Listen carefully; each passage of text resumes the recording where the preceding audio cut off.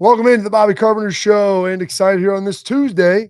We're coming to you live and here in Columbus, Ohio. We got our guy Anthony Schlegel. We're gonna have our guy Bill Bender coming up after this. We've got a huge game out in Oregon. We've got a number of big games that we still have to break down from last week. A number of issues that'll be coming at you. We've got our headlines, which we'll get to after Bill. We've got our tailgate talk. We've got a number of questions that have been fired away about the Buckeyes. A lot of them defensively, what they'll look like against Oregon. Feeling pretty good about that, Schlegs. And we got a big week planned here, and there should be nothing better because it's another huge slate. Buckeyes at Oregon. We've got Red River, a bevy of games that we'll start to get to throughout the week. But first, I would like to get to this because we're talking about culture. We talk about leadership a lot, Schlegs, and you lean into that all the time, and you're a part of it. You're a big culture guy, leadership guy. And I think that's vitally important. I think any great team, any great program has that. And so whenever bad things happen, losses happen, people go back and they analyze things that have potentially transpired. Well, if you look at Alabama under Nick Saban, had a lot of wins, pretty good culture, didn't really have a lot of issues. They had some off the field stuff. Everybody's going to. You're dealing with, young men that are 17 to 23, years old now, 24, 25. So you're dealing with all these young guys. And sometimes things happen off the field, but very rarely under Nick Saban did you see anything happen on the field. So we go back to Vanderbilt, end of the game. Bama's obviously getting run.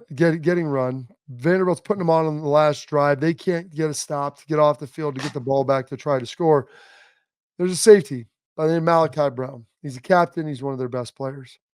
Defense obviously gave up 40 points to Vanderbilt, probably not something that they ever envisioned happening. A lot of those players are holdovers from Nick Saban. Malachi Brown, number of things. You see him kicking the ball, kicking disrespectful. All kinds of little videos have surfaced. They tried to sub him out, Schlegs. He would not come off the field. On top of all that, he is a captain with everything. And so I tell people, kicking players, pushing them after the pile, just things that are not of what you would expect of Bama quality, the Bama culture for what they've been. Mm-hmm. And when you see that, and I sent that over to you, and I didn't catch this in real time. I went back and had to take a look at it, take a peek. It was surprising, a little troubling, but we've seen things happen like this. There's stuff like this that happened at Ohio State a number of years back. But I guess the part of the problem is the guy's got to see veteran player, leader, and acting like that when you needed him to give you your best in a tough moment on the field. And that's the effort that he was putting out there. Well, there's a couple of things. I mean, I really didn't watch his play throughout the entire game. Part of this is, I remember even hearing Saban, an easy place to play is Vanderbilt, right? They never lose there. They haven't lost you get your 40. One SEC win. That's what he always says. It's tough to play anywhere in the SEC except at Vanderbilt. And here's what I see. You got a young man, you got an adult, right? But still someone in college that made a couple mistakes, let the emotion get to him. I mean, you just got done playing against Georgia and beating Georgia. And then you come out the next week and you give up 40 points to Vandy. There's going to be frustration there. Is that how you should display it? Absolutely not. Coach DeBoer, he's going to have that's a conversation, right? That's going to happen. Now, again, we don't know the details of subbing out or whatever. We do know the grabbing of the face mask and trying to slam a quarterback's face into the dirt. And I get that should have been a penalty. I don't know if that was called. I know the kicking of the ball. I didn't realize it was him at that moment when it happened. I was like, somebody kicked the ball. Did they kick it? And I was thinking more when I heard it, right? Somebody kicked the ball. I actually thought it was more like, how we do at practice when you get frustrated with the offense or, like you, Bob, okay, I'll take this back. Okay. Okay, let's hear it. Now so now I'm not throwing you under the bus. I'm not at all. You are. But I am. But because this is real. When you're at practice And I very vividly remember that the offense would get like 2 yards on a play, and we were playing situational football, Bob. And I completely agreed with you when you did this. Trust me. So let's set it up. Like, we're doing situations. So if it's a 3rd and 6, So no, we're it running was like like three third and 6 plays. yes, but it was like, hey, it's first, like we're going to play out a series situational, and it was 1st and 10, and they got 2 yards. The next thing you know, it was 2nd and 6, and they moved it up to. You're like, why are you moving up to? You said it was situational. There's 2 minutes on the clock or whatever, and now they're playing this. No.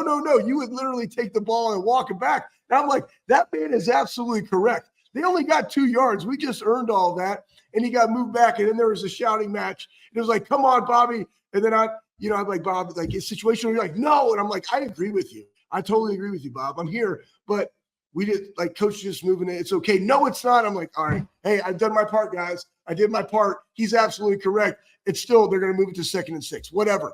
But so I thought it was kind of like that when I first heard it on the TV, because as we were watching it live, I was just so enthralled in the fact that Vandy's actually like kept the lead and is now winning, and they're making first downs to keep the football and run the clock out. And somebody just kicked it. That's what I thought. I didn't see that it was like a kick, like get this ball out of here. But here's the thing. It's going to be this game, right? It's like sometimes you let the emotion, control you. And Ryan has talked about that, right? Like use the emotion for your benefit. Don't let it control you. How do you handle that? Because they made it sound like Kalen DeBoer, like, he's not as strict as Nick Saban. I said, okay, maybe he's a little bit different person, and that's all right. That's fine. It is. You can only be what you are as a human being. Like, you can't be inauthentic about that. But like, there's got to be rules for deterrence. And sometimes guys they'll blow a stop sign on that, and I get it. But then how do you proceed from there, Schlegs? This is your captain. He's a veteran leader. He's one of your better players. He came out and apologized. He said all the right things, did all the right stuff. But in doing that, like, where do you go from there as a coach? You're Kalen DeBoer. It's your first year there. You just lost to Vandy for the first time since I was a baby. And all of a sudden, now you've got your veteran player, your captain. This is how he acted. Like, this is going to be a tone setter, I think, for the rest of his tenure there. And it's a tough spot to put him in.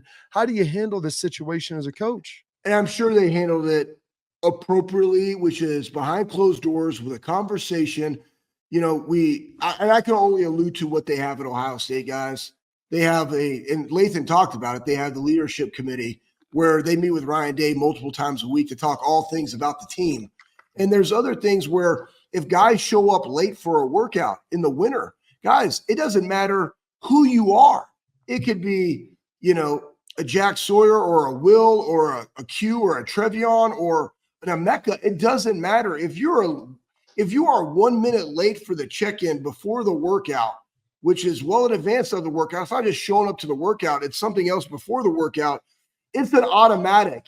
You don't finish that workout on the day, you clean out your locker, you're out of the locker room for 3 days, and we'll see you and a position coach on Saturday morning.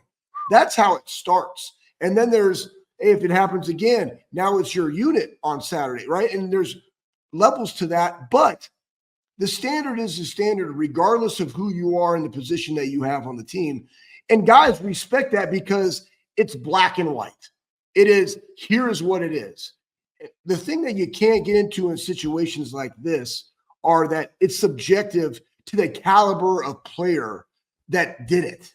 That's when you can lose a locker room. So as long as what transpired and what was said and how it was handled internally in the building, that's all that we all need to be worried about. But culture building and what does this mean for the team moving forward, whatever that standard is that they set with this incident has to be the standard that they set regardless of who does it. So and that's how you have a consistent culture. I've always been a proponent because I think there is an element of this where different rules for different fools. But you like that, didn't you, Schlegs? Yeah, I did. I love it. Thought that up on the fly here. But if you're someone that is championed as a leader, yeah, you do have different rules. You're held to a higher standard than everybody else. That's the problem. And that, I think, is the issue here. We'll get into more about that. We even asked Bill Bender, who's coming up next in the Sporting News, his thoughts on it. But attention, parents, athletes, protect what matters most. with your brain and your teeth. Export mouth guards designed by NHL team dentists. They're worn by professional athletes, scientifically proven to absorb big hits. Export mouth guards offer 3 layers of advanced protection, included patented use of carbon fiber. They 3D print these things to your grill for better performance, better protection, max comfort, clear communication, focus on your game, not on your gear. Export. Don't take chances with your safety. Go to exportguards.com/Bobby for 15% off on your order. Export protects what matters most. Bill Bender, the Sporting News, up next.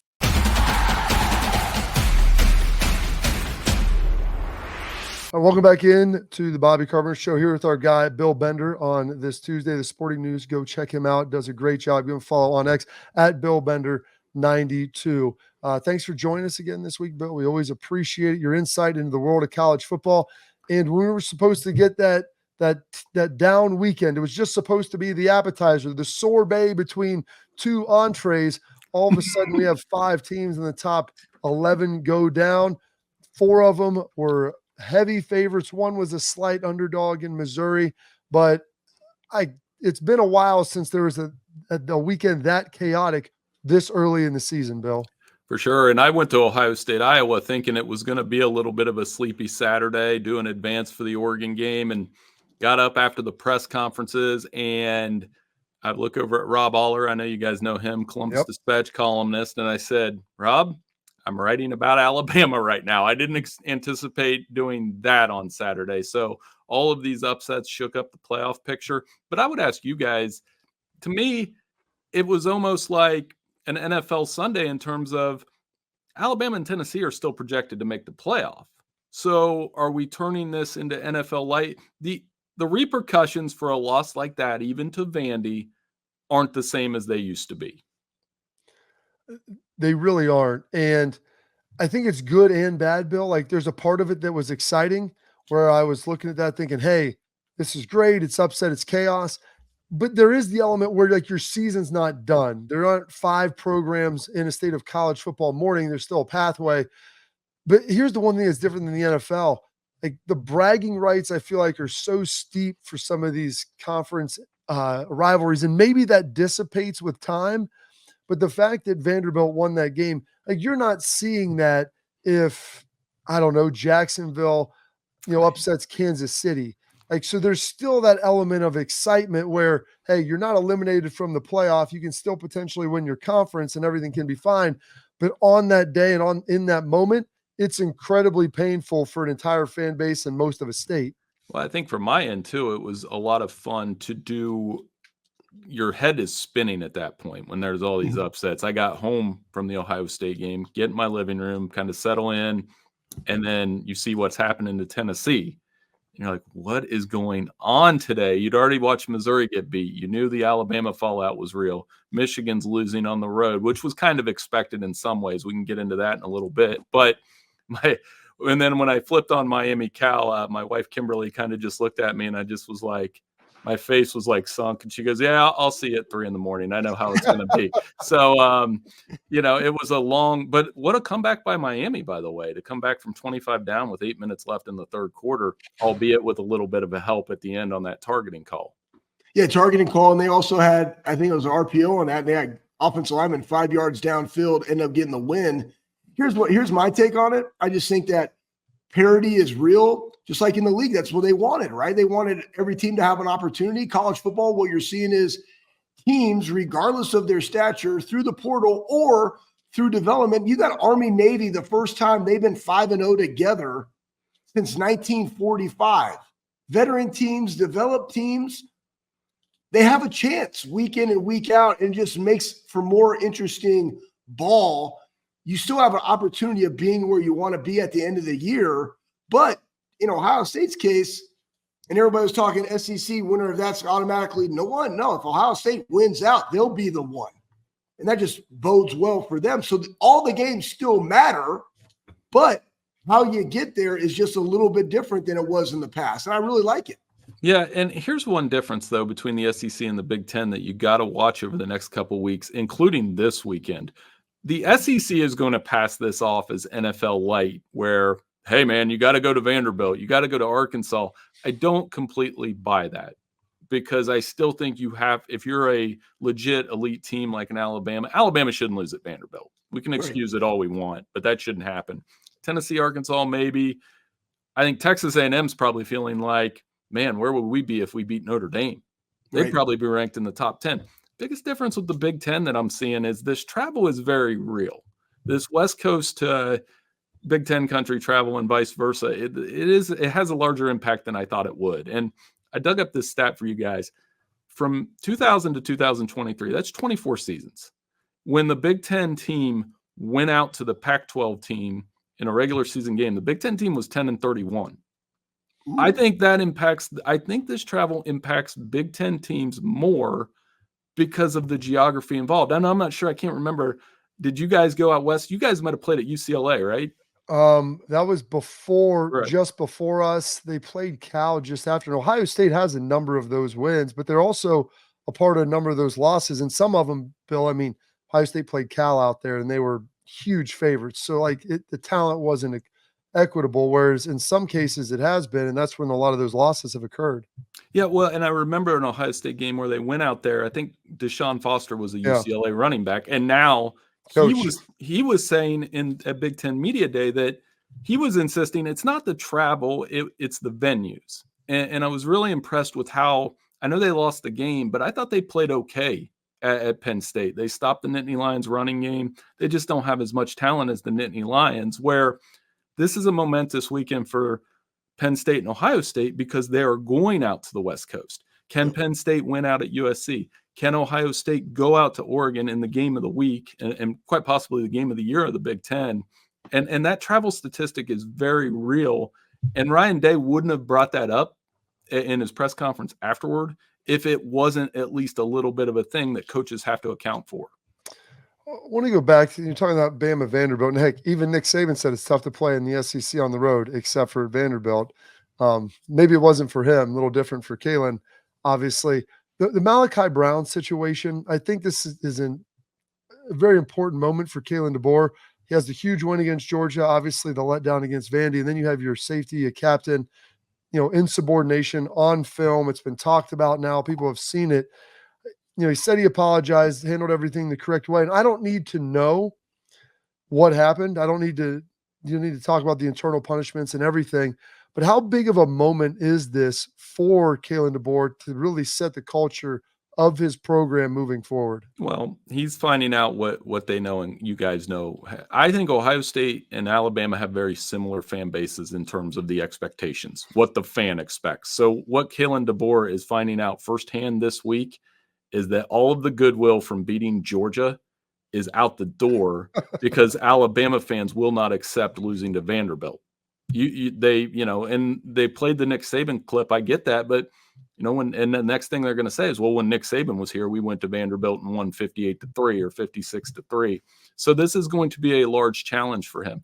Yes, they're still in the top 12, but that's a nasty mark to have as a first-year coach, because it's going to follow him for years. And one of the things I was thinking about Saturday was Ohio State does not lose to unranked teams. It's been a very long time. I believe the last time they lost to an unranked team was Purdue in 2000. So that is 6 years of football where they take care of business in games where they have to take care of business. And, for a guy that Ryan Day deserves credit for that. And Kalen DeBoer is going to find out that you can't do that at Alabama because they will remember that Vanderbilt loss for the entirety of his tenure. We, Maurice Clarett threw out a tweet, and it was a good one. And it was basically talking about Kirby Smart. His six losses that he's ever had have all been to Alabama. Ryan Day in the Big Ten, his only losses are to Michigan. We don't see him losing to teams that he should beat, right? And some of his other losses, they come in the college football playoff, good on good. And so he just doesn't do that. My question for you, though, Bill, is of all these upsets, what was the biggest one for you moving forward in this college football playoff? Well, I think Alabama and Tennessee jointly. I'm going to try to politically answer this question because it sets up what should have been a top 5 showdown next weekend. Instead, the loser in Knoxville is going to have 2 losses and have an uphill battle to get into the college football playoff when we were just talking about these teams as top 5 teams. So, if you're on the Tennessee side of this, you're saying, well, if they can't win in Nashville, they're not winning in Knoxville. And if you're on the Alabama side of this, you're thinking, if we win out, we have that Georgia win in our back pocket. Jalen Milroe still played great. Their defense is rough, though. They couldn't get off the field on third down. It's 6 rough quarters, inconsistency. You mentioned the Malachi Moore thing. They got a lot going on that side of the ball that they're going to need to fix if they want to go into Tennessee and win. All right, one more question here before we'll take a quick break and then get into some of the Big Ten talk. But that Missouri A&M game, Bill, you alluded to it. Where would A&M be if they beat Notre Dame? I mean, heck, they might be ranked, 15th, 12th, maybe even higher. They'd be undefeated. But they go beat Missouri at home. They were slight favorites. Missouri was ranked 9th in the country. Yes, they were undefeated, but they just felt like there was some insecurity there. Brady Cook hadn't looked as good as they had last year. Defensively, they hadn't been quite as good. Luther Burden really wasn't being utilized. Someone pointed this out to me. He goes, it seems like they'd been riding that Cotton Bowl victory of Ohio State and kind of what they had become all season. They were getting wins, but it's pretty close against Boston College. These games, they really weren't separating the way that you would have hoped if they were, quote, a top 10 team.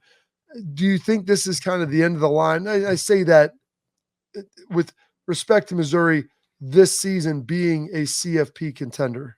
Well, they've got the most uphill battle of all of those top 10 teams that lost. And I would even argue over Michigan, they have a longer road because Michigan could still theoretically win the rest of their games. They won't, but they have that path as a Big Ten team with one Big Ten loss. Missouri has to play Alabama, and they just looked poor on the road.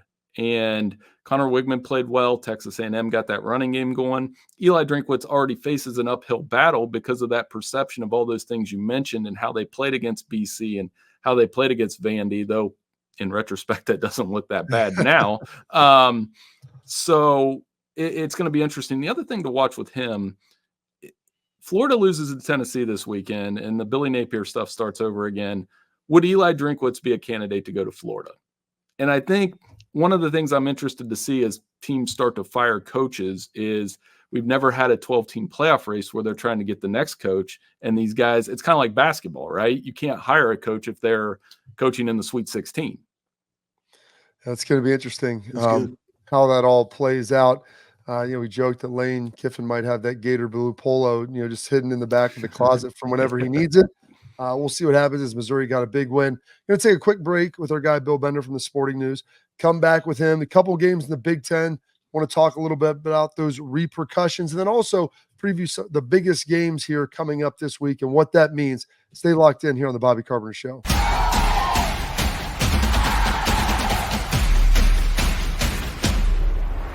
All right, welcome back in. We got our guy, Bill Bender, here still with us, kind enough to give us a second segment. Follow him at Bill Bender 92. He does a great job at Sporting News, so go check out all the great stuff that he's putting together. And Michigan ended up losing. It was what was a pretty close one to Washington. Kind of the same story with them, Bill. They ran the ball okay. Defense was pretty good for a while, but that passing game let them down. And the difference is, I think, right now is they've been turning the football over more than before, and in doing that, puts their defense in a tough spot, and they weren't able to kind of dominate on the ground in the same way. A couple things. I think they're going to be forced to go with Jack Tuttle the rest of the way. And they're on their third option. I think so because he passes a little bit better than Alex Orji and Davis Warren. It's not great, but just a touch better. It did open up things for Donovan Edwards. They did have a lead before that turnover. Yeah. And Washington did some of the things right that they hadn't been doing in previous games. And they even missed a couple field goals. So, credit Jed Fish, big win. And that's some of that things we were talking about in the last segment about this Big Ten teams going over there and travel and vice versa with USC losing to Minnesota. It was almost like those were borderline identical games in terms of the team you thought would win lost to that team on the road. Yeah, did we learn some things too? Because you got, Penn State, USC this week, going out to USC. USC having that loss this last week really kind of hurt that. But did we learn some things about Penn State that could potentially lead to maybe an upset this week? Well, they're going to have to play well. UCLA did a good job of bottling up their running game but Mhm. Penn State was able to lean on their defense, and Drew Aller played well. I don't know if you saw the grass at Beaver Stadium. It could use a little manicure. Man, that looked like late November, been tackled on all season grass. So something to think of when Ohio State goes there in November. But yeah, and I think on USC's side, it's a back against the wall moment. They Yeah. lost to Michigan because of the big plays in the running game. Wisconsin had their way with them in the first half before they Mhm. adjusted. And Minnesota was able to, what a gutsy call to go for it on 4th and goal instead of kicking the field goal. I mean, if that doesn't work, it's borderline fireable for PJ Fleck. So, but they had the confidence to do it. So for USC, I think there's entirely more pressure on them and Lincoln Riley and their way, and whether or not they can win one of these home games against a Mm. pretty good Penn State football team. So that's my question about USC, Bill, is no one's questioned their offense, although Minnesota held them to 17 points. Michigan held them down. Although they exploded in the second half, they did a much better job in the second half against Wisconsin. And Lincoln Riley, we always say, does a great job on the offensive side, but they were supposed to bring in DeAnton Lynn. They were supposed to be better on the defensive side. And it's really not even necessarily, better. Like I think people wanted some toughness. They wanted to see some toughness out of USC. They give up 193 yards on the ground. And this isn't to Michigan. This isn't to Penn State. This isn't, it's Ohio State. This is the Minnesota. And then they go for like PJ Fleck, like you mentioned, the stones that he had. I think part of that was respect to Miller Moss in that offense, saying, we don't want to just give you the ball with a minute left up a field goal. But also it's saying, we just believe that we're tougher than you. And like, this has been kind of an issue with him since he's been at USC, and a little bit of an issue that was with him at Oklahoma.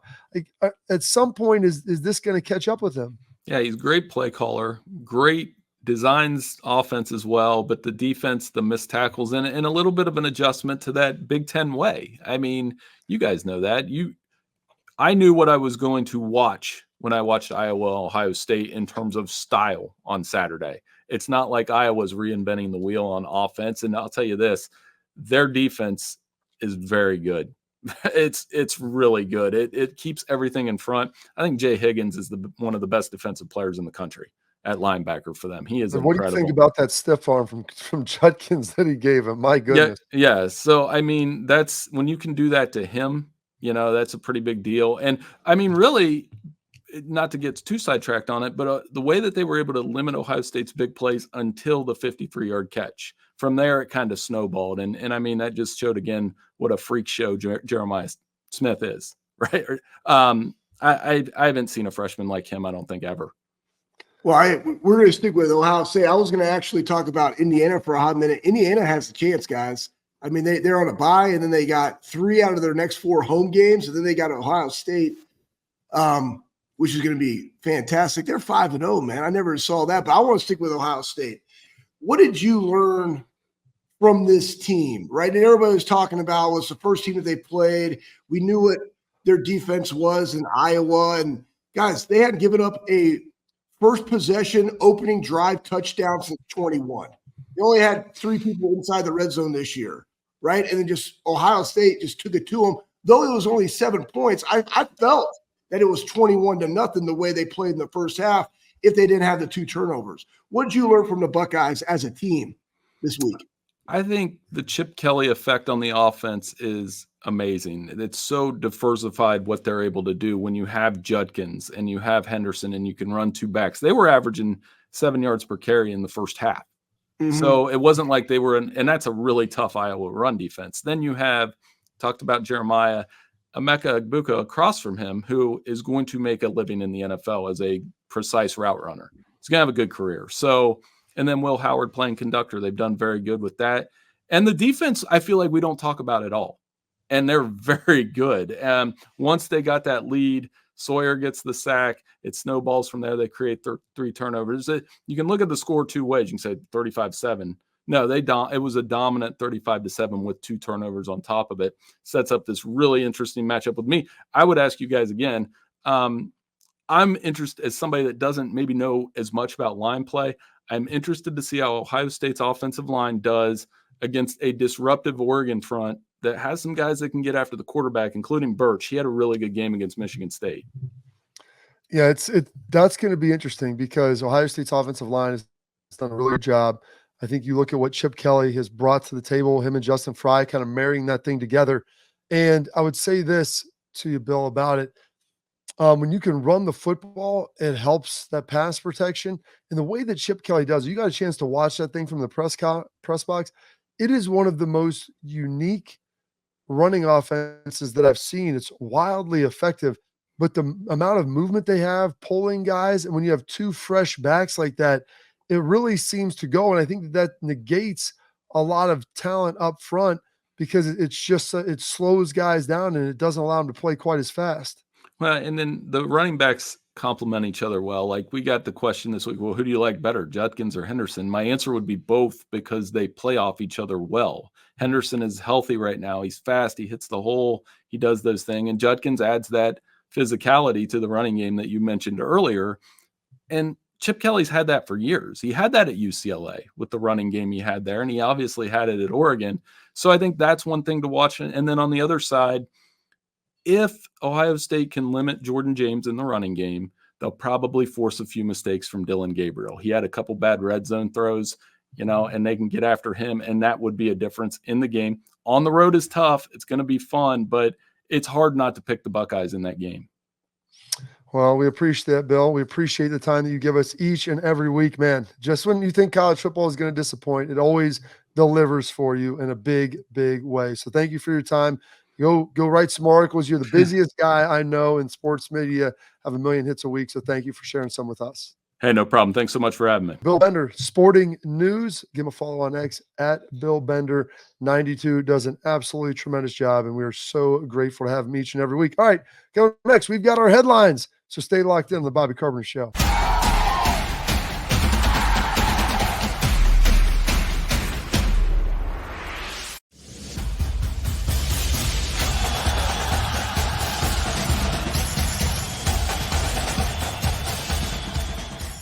All right, so one of the big headlines coming out of the week was you take a look at how impressive Emeka Egbuka had been, and you listen to Bill Bender talk about him and just what he's been able to do, what he's been able to bring to the table. I believe, you do look at his stats, 3 touchdowns, offensive player of the week in the Big Ten. You heard Ryan talk about if we want to throw up his consistency, because I love this. The best part about it is Ryan starts talking about his consistency last week leading into the game and how, he helps mentor Carnell Tate. He's helping mentor Jeremiah Smith, JJ Smith, and what he's all about. And his consistency is what everybody loves. And then you see that, and then you see him put up the game like he did with 3 touchdowns and Big Ten Player of the Week, Offensive Player of the Week. That to me is phenomenal. And because it shows, you always say it, Schlegs, it's proof that the work works. He's a great human. Great. But guys, listen, man, this dude works. And it's his work in January, his work in February. I mean, we're talking, 6 months out from camp. It's the exact same. He just shows up. When I first got into the weeds, because you and I met him, Bobby, on the Buckeye Cruise for Cancer, and doing philanthropic stuff. There. I'd met him before. We got to spend okay. Well, I got to spend some time with him then.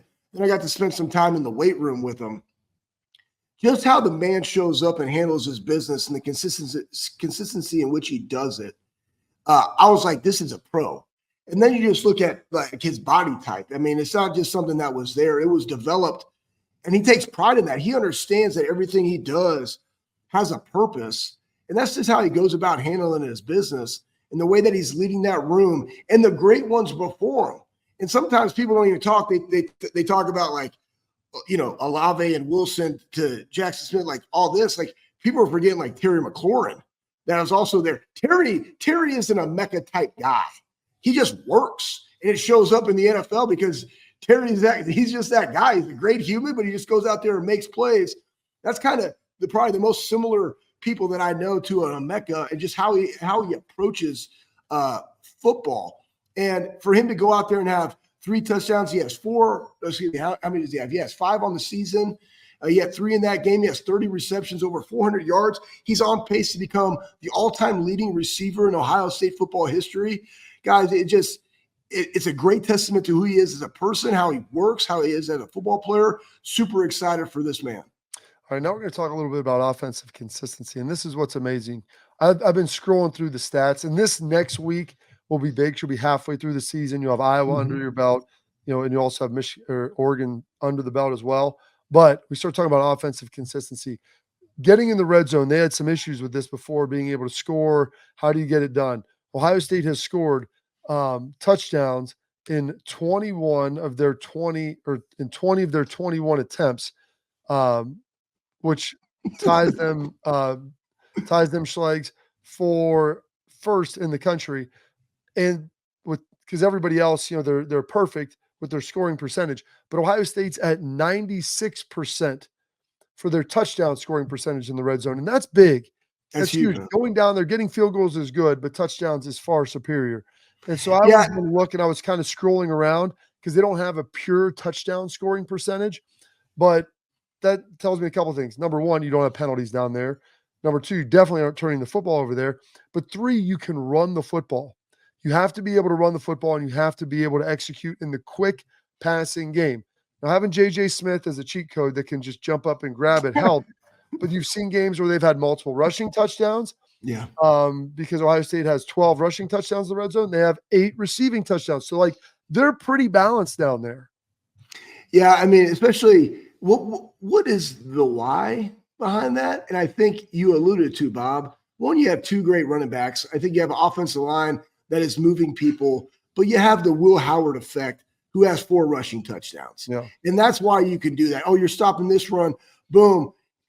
It's going to be on him now, right? Does he want to give it or does he want to take it? And we've seen 4 of those from him this year. That's just a different dynamic. They asked him that question, Schlegs, was we're getting hit harder from the front or the back?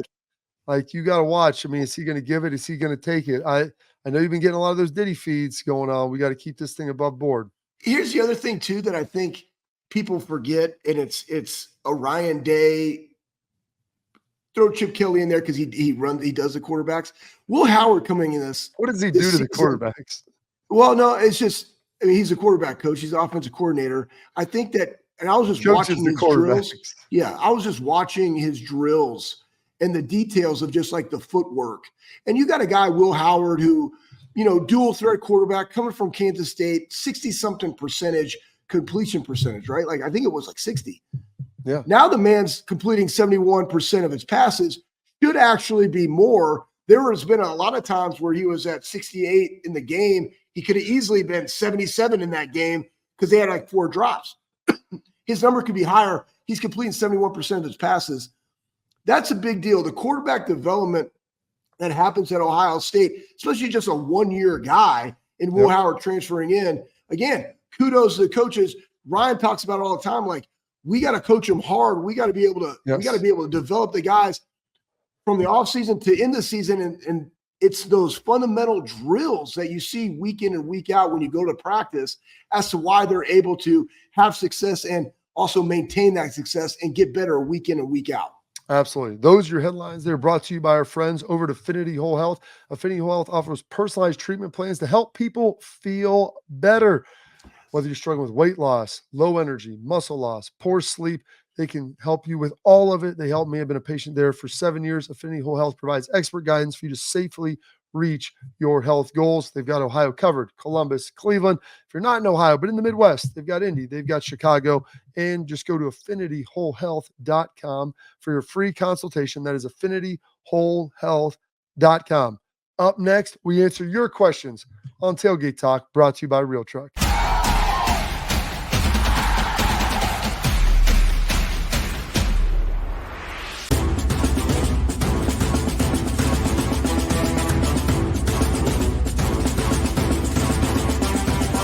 All right, Schlegs, we throw it out there each and every week, and I'm always like, hey, what's going on? What are some questions that folks have? We had some good questions this week. It's Oregon week, so you would expect nothing less. So here we go. We're going to do the first one. If you can find this from Terry Jones. Pat says, based on Oregon's offensive style of play, with the short passes near or behind the line, do you think the OSU defense is better to read and react, or will be more aggressive to disrupt or he says dispute their flow, what do you think Jim, meaning Jim Knowles, will do? Dispute the flow. I think, I think we talked about with Latham about this. The first 15 plays, you're going to get an idea as to how they're game planning you. And that also goes for the coordinators of like, what are they trying to go after? How are they trying to attack our defense?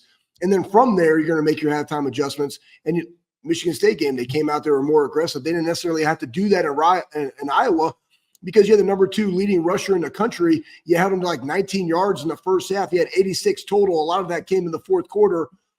To me, it goes back to the fundamentals of defense, which is just stop the run. And now your secondary is going to have to get off blocks. They had a long screen last week that went for, I think, 60-something yards, right? You're going to have to play those, right? You're going to have to rally the football, and you're going to have to tackle.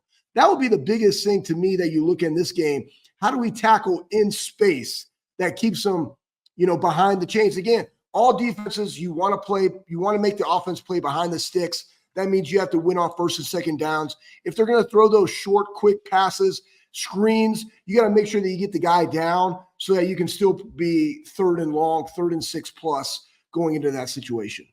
So a little bit more into that. I think you can be aggressive at some points. You don't want to be aggressive all the time, as far as bringing pressure. But I do think you can be aggressive in your zone coverage, Sleggs. Like you can tighten up some of your zone coverage. You can do some 2-deep stuff, making sure you're bottling that up. You roll up your corners. You get your linebackers to squeeze up more. And you can also bring some pressure. Like you said, it's most importantly to get those guys down. But part of that, like the biggest part, is stopping the run. You make them one-dimensional. That allows you to be more exotic with your coverage. All right, next question. We got a bunch. We'll get through them throughout the week. Coming at you from Squatchy Schlegs. Should Sonny be focused mostly on playing the Sam role? Had a big game against Iowa in the run-heavy defense, but has been a little lackluster otherwise. We need him most against Team Up North, and they're like Iowa. You need Sonny Styles against everybody. And the thing is, Sonny's been asked to do a lot, and we've talked a little bit about this. He started off at will. He played Mike this first week of the season. When they go 3 linebackers, he's been playing Sam. The thing with Sonny is he's got boundless ability. And so when he has that and he's smart, he studies the game, but it still takes time. This is his first year at linebacker. So to ask him to bounce with 3 spots, it's almost unfair a little bit. And they've talked about that, but he focused last week on Sam. Probably not going to do as much 3 linebacker stuff this week, just given what Oregon does. So he'll be a little more focused in on Will. He'll be fine. He doesn't make the same mistake twice, Schlegs, which is the hallmark of any great player. Yeah, the biggest thing in this game will be tackling in space. I truly believe in Sonny. First year as a linebacker, I think people forget that. But you also have an abundance of guys that are behind those 2 that people are alluding to, like what should he do? Here's the thing. Sonny just has to go out there each week and just continue to get better because he's already a very, very good linebacker. He will get more consistent. We saw in this last game. The thing to me is just his ability to run sideline to sideline. And he's playing with a lot of juice right now, man. And I just think that comes with being comfortable when you get to understand the whole defense. And this is part of what, Bob, you were a very, very smart football player. Like that comes from your dad. You love the game of football. You could play Sam. Like that was your job, but you could also play Mike and Will. Like you knew what to do. It is, but it's just seeing it all. That's what's tough and getting that experience of being good in it. All right. So there are 2 questions. We got a bunch more. Fire them away, folks. We love hearing them. Like, subscribe, comment, leave them in the YouTube chat as well. We'll get to those. All right. That's Tailgate Talk, brought to you by our friends at Real Truck, the #1 truck accessory brand in the United States. Top selling upgrades for the ultimate tailgate party. They've got interior, exterior, Jeeps, trucks, whatever it is. I got a grill, I got a winch, got Tonto covering the back, got everything all at Real Truck. Bring your truck alive like Schlegs and I did at realtruck.com. Coming up, we'll wrap up the show.